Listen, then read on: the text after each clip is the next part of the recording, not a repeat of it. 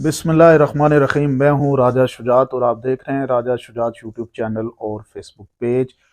आज की वीडियो में बात करेंगे कल का जो फैसला हुआ नवाज शरीफ साहब के हवाले से और जंगीर खान तरीन के हवाले से। उस फैसले को थोड़ा सा डेप्थ में अगर आप देखें तो इसका इम्पैक्ट बड़ा मुश्किल हो जाएगा। और ये इसमें दो तीन चीज़ें बड़ी इंपॉर्टेंट हैं जो हमें समझनी है।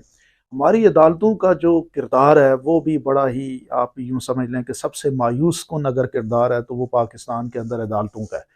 अदालतों का एक, आप हर 5 साल के बाद एक सर्कस लगता है और आप ये देखें कि उस 5 साल के अंदर क्या होता है जनाब।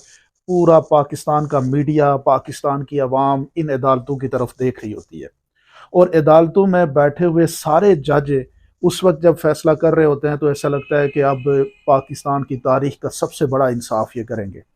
यही मैं बात कर रहा हूँ नवाज शरीफ साहब को जब यहाँ से डिस्क्वालीफाई किया गया और ताहियात नाअहली की गई तो उस वक्त इस तरह का माहौल बनाया गया था कि जैसे पाकिस्तान के अंदर इंसाफ जो है वो आज की डेट में सबसे बेहतरीन पाकिस्तान की सुप्रीम कोर्ट से मिलेगा। यानी सुप्रीम कोर्ट के अंदर बैठे हुए जज जो है उस वक्त भी तो वो हाई क्वालिफाइड जज ही थे जो सुप्रीम कोर्ट में बैठे थे।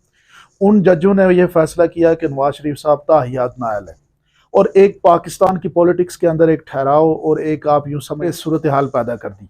और नवाज शरीफ साहब यहाँ से फिर आपके सामने इन्हीं अदालतों से इजाज़त लेके इश्तारी भी करार पाए, फिर इन्हीं अदालतों से बाहर गए। अदालतों ने 50-60 रुपए का स्टाम्प पेपर के ऊपर इनको ज़मानत भी दे दी। वापस आए तो इन अदालतों ने कोई उनसे नहीं पूछा कि आप कहाँ पे गए हुए थे, आप किस लिए गए हुए थे, कि कोई भी जो बात है वो उनसे नहीं पूछी गई।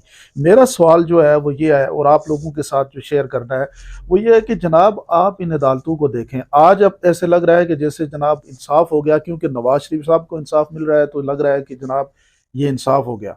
और ऐसा ही होगा 2-3 साल के बाद जब इमरान खान साहब वापस आ रहे होंगे तो यही अदालतें सारा कुछ सब इन लोगों को बुलाएंगी और ये लोग कहेंगे कि कोई जी ऐसा मसला ही नहीं था, सब जो पॉलिटिकल मोटिवेटेड बात थी। और उस वक्त वो सारे केस खान साहब से भी हटा दिए जाएंगे।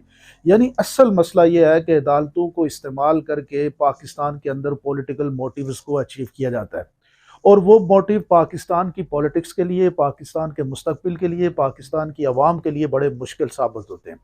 जब नवाज शरीफ साहब को आउस्टर किया गया या इनको निकाला गया तो उस वक्त मुस्लिम लीग नून के बेशुमार लोगों ने कुर्बानियां दी होंगी, बेशुमार लोगों ने जेलें काटी होंगी, बेशुमार लोगों के बिजनेसेस डिस्टर्ब हुए होंगे, बेशुमार लोग जो है वो जेलों में जाके उन्होंने जो केसेस को भुगता होगा। लेकिन आप ये देखें कि ये सारी चीज़ें जो है वो आज ख़त्म हो गई हैं और आज ऐसे लग रहा है कि जैसे पाकिस्तान के अंदर नवाज शरीफ साहब और उनकी फैमिली जो है वो पाकिस्तान की सबसे इनोसेंट तरीन फैमिली है। उनको कभी कोई मसला ही नहीं हुआ, उन्होंने पाकिस्तान में कभी कोई आइन को तोड़ा ही नहीं। क्योंकि यही अदालतें आज प्रूव कर रही हैं कि नवाज शरीफ से मासूम पाकिस्तान के अंदर इस वक्त कोई दूसरा शख्स नहीं है।